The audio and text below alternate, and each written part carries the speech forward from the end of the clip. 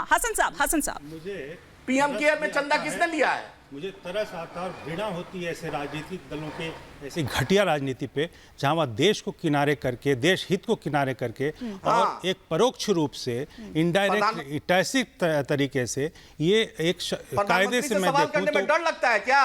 अरे चुप रहो यार, तब से तुम्हारा मैं बक बक सुन रहा हूँ। चुप रहो, आराम से बहस करते हैं, शांति के साथ इस तरह से नहीं, प्लीज नहीं, इस तरह से नहीं, आप दोनों को रोक रही हूँ, प्लीज इस तरह से नहीं। देखिए आप ये आदमी नहीं, इस तरह से नहीं, हसन साहब प्लीज, हसन साहब इस तरह से नहीं, ऐसा बिहेवियर नहीं। और एडवोकेट हैं, वो बैरिस्ट्री नहीं पास की उन्होंने, थोड़ा सा जाके उनकी डायरेक्टरी देख लीजिए।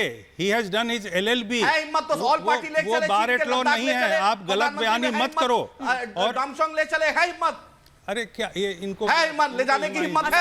हसन साहब आपकी बात का जवाब दे रहे, एक बार सुन लीजिए सर, फिर काउंटर कर लीजिएगा, क्योंकि आप बाहर हैं तो ऐसे में ओवरलैप हो रहा है सर, ओवरलैप हो रहा है। मैं इतना कहना चाहता हूं कि देखिए, भारत ने जब अब ये कहेंगे कि नेहरू की बात क्यों कर रहे हैं, देखिए नेहरू ने मूलतः, मैं तो मानता हूं कि चीन आज जितना भी दुनिया में उसने जो एक तरीके का वो फैलाया हुआ आतंक, जब उसने चाइनीज फ्लू फैलाया, जिसको लोग आजकल कोविड कहते हैं, मैं उसको चाइनीज फ्लू कहता हूं, उसने दुनिया में जो जैविक युद्ध किया लगातार, उसका जो ध्वंस की राजनीति है, उसका जो उसके जनक कौन है? माओ से तुंग नहीं है, जवाहरलाल नेहरू हैं। उन्होंने 1949 में पहला लोकतांत्रिक देश था जिसने उस कम्युनिस्ट सरकार को मान्यता दी। क्यों दी?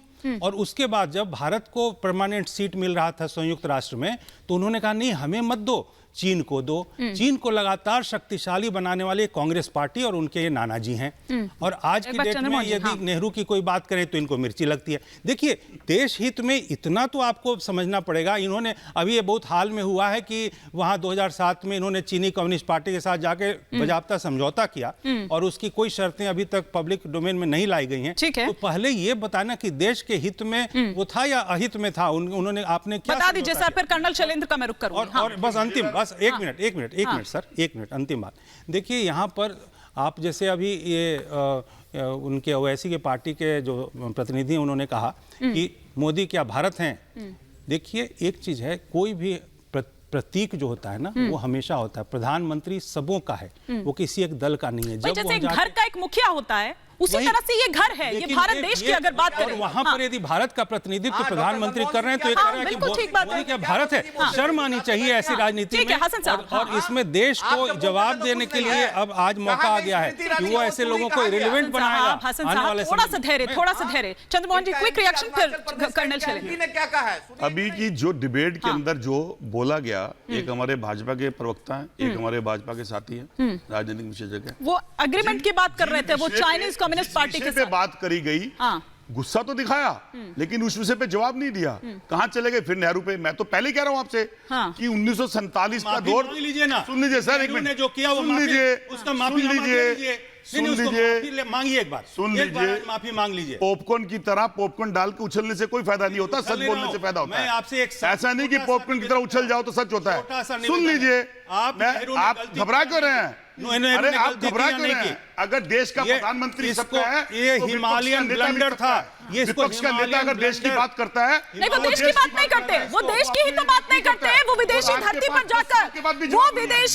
जाकर, चंद्रमोहन जी, वो देश की बात ही तो नहीं करते, वो तो देश का माखौन उड़ाते हैं, वो देश की नहीं, वो देश की धज्जियां उड़ाते हैं।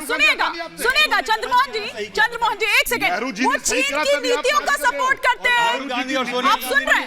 एक एक करके चंद्रमोहन जी, नीतियों के ऊपर ही जगह कब्जा करी गई। राहुल गांधी बोलते हैं आपकी सरकार और आप लोग कमजोर हैं चाइना के आगे। आपका मंत्री खुद कहता है कि चाइना से हम कब नहीं लड़ाई कर सकते, और आपकी चाइना एक कर्नल शैलेंद्र, एक सेकंड, कर्नल शैलेंद्र और आम आदमी पार्टी से आदिल खान का एक भी सर ओपनिंग कमेंट नहीं हुआ है। ठीक है।